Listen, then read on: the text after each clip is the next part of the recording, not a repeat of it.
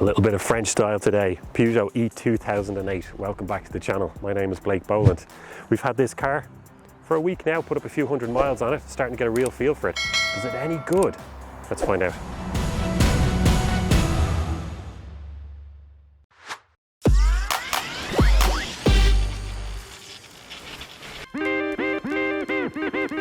Let's start off with the front. I really like the design of the e2008. Got that body coloured flashing just across the front here on the grille. The dichroic badge, a little bit of blue accents just there. Got our 2008 badge. You see how high it up is. Really kind of aggressive and poised stance. Love the light signatures just here as well. You've got the 3 claw. And then also this tooth fang that just comes down here. Yeah, top marks for me. Around the side now, and the design continues for me. I really like it. We've got the little e-badge just here. We're on the 17-inch diamond cut alloys. Love that they stuck with the body coloured wing mirrors and a little bit of piano black kind of coming in here in the B pillar, but also in the C pillar as well. I love the way it stretches out. Got this swooping line that comes up. Sits quite high as well. You just look at the height of the doors just here. Real kind of bulge here, and I love these 2 little pinches starting just across here. And then there's another one at the back just here with the 2 lines coming down. Yeah, really like the design. Around the back of the e2008, it still looks pretty good, I think anyway. Nice little body coloured spoiler there.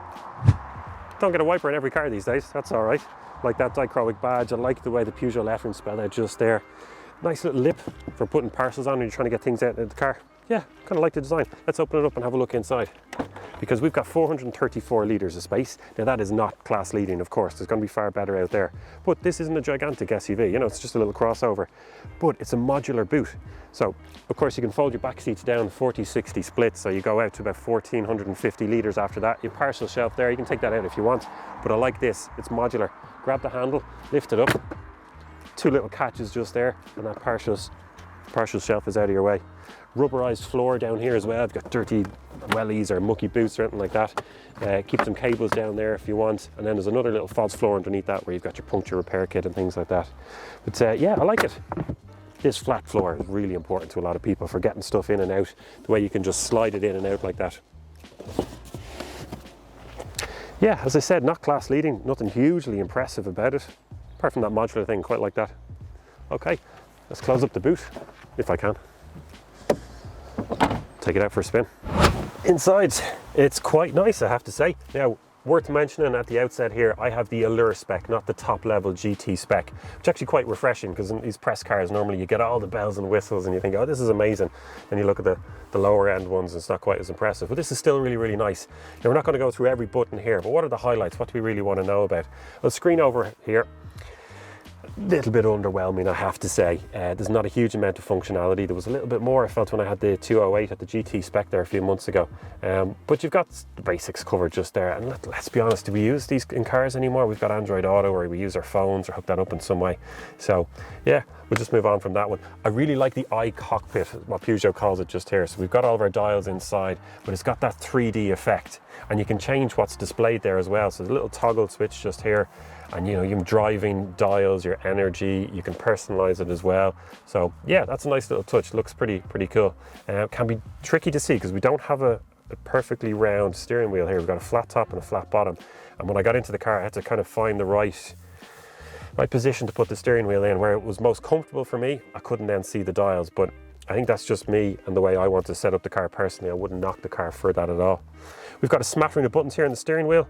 Usual stuff, volume control, voice activation, things like that. We won't go through it. Little stalk just here for the cruise control, which is very handy as well. Not every car has that, so we're quite happy with that. I like this little shelf just here. So you've got a bit of storage just there, but this folds out.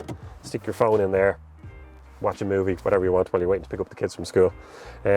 Stock there for driving, reverse, parking, stuff like that. 3 different modes you can select from: Eco, Normal, and then Sport. For me, I put into B mode, which is maximum regen, and Sport mode for maximum throttle response. And yeah, overall, feels nice. Like the seats are quite comfortable. The elbow rest just here is good. Okay, storage space. This car is set up as a petrol diesel as well, so we don't get all that extra space. You know, it's not a flat floor at the back. There's no extra cubby holes down here or anything like that. So not hugely impressive there, but look, it's absolutely fine. What most people are going to be used to this coming from petrol diesel cars. Let's take it out on the road.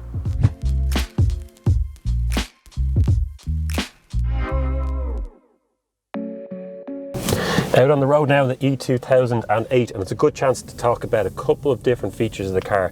Power, driving dynamics. Now I come to this particular road here. It's basically a mountain pass where we're going to gain about 150 meters of altitude pretty quickly. Good chance to talk about the power. Do we have enough to get up the hill? Yeah, absolutely. It's a 100 kilowatt motor.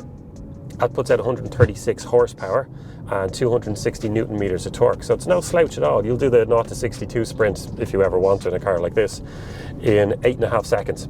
Pretty good. How does it deliver the power? Well, we've got 3 different modes. You've got eco mode if you're really struggling on range, you want to get home. For me, I even skip past normal and go into sport mode.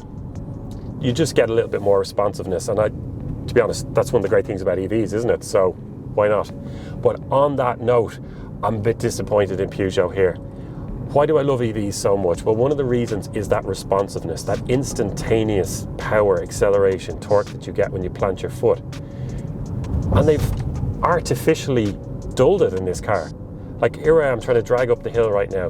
So if I take my foot completely off the accelerator and mash it, there's that half a second delay.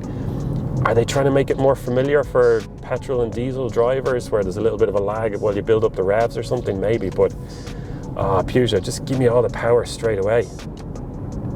And then it just takes that half a second for the regen to build back up as well. So look, I'm not going to mark it down because the vast majority of people getting into this car are going to be absolutely fine with it, especially if you're coming from petrol and diesel. It still feels really, really peppy. Anyway, move on from that. Driving dynamics, how does it feel as you take corners? Pretty good. Yeah, I have to say now, for a crossover SUV, I do like it. It's light enough in the grand scheme of things. You know, it's only 1,630 kilos or something like that. So, you know, 100 kilos heavier than the likes of a Honda E or something like that. But it feels really good in the corners. You got those batteries nice and low down, and these are on big squishy tires, but it still feels precise. This small steering wheel allows you just to stick it into corners. I have to say, I do like it. There's not much body roll as you move around. Yeah, well done. They've done well there, and it's very comfortable and poised when you want it to be, as we've got up to the top of the hill here. Yeah, when you're on the motorway, national roads, those B roads, it does feel very, very comfortable. I have to say, I'm impressed by it. Well done. So 2 things to talk about before we start rounding off and summarising the e2008. And the first one I want to mention is charging. Charge flap here on the back left. AC 7.4 as standard, but depending on the market that you're coming, you might actually get the 11 kilowatts, or then you can spec up to the 11 if you want. On DC, 101 kilowatt charging peak, which is not too bad at all. And we've seen Fastnet charging curves which show, you know, hanging on to 100 kilowatts to about that 30% mark, and then dropping down to 80 kilowatts to 50 or so. So it's not too bad at all. It's got a little bit of a bump in terms of its range and efficiency there on the later models. So that's good to see from Peugeot as well. Now, upsides, do we like this? Yeah, I mean, look at it. I think it's absolutely beautiful. I love the bold colors. This orange, really like it, but the blue also looks great. Design-wise, fantastic. To drive, really, really comfortable. You have enough power there behind you, although I do find it a little bit frustrating when you plant your foot and you just at half a second delay, but it feels great on the road. It's comfortable, it takes the bumps and the ramps really, really well. Yet, when you want to chuck it into a couple of corners, it doesn't loll about in the way that the MGZS EV did. So it feels really good in terms of driving dynamics. So overall, really, really like it. I have no complaints. What would I give out about? The user interface and the screen inside could be better. No, not many complaints, but the problem for me arises when you start to put it up against the competition. You go, well, is value for money important for you? Are you trying to save a few quid? MGZS EV just has it beaten in terms of range and speed, a bit of space. Probably, yeah, spec inside as well. Then, do you need the range? Well, look, Hyundai Kona, Kia eNiro are just going to wipe the floor with this thing. So the problem here is, do you need that extra bit of range, or do you want the comfort? Now this one, if you've got the money, spec it up to the GT, and it's absolutely fantastic if you don't need that bit of range. Would I tell everybody to run out and buy it? No, because it's not going to suit everyone. Are there better options there in certain situations for certain people? Yeah, there probably are. But overall, it's a really, really strong contender. Yeah, well done Peugeot, I like it.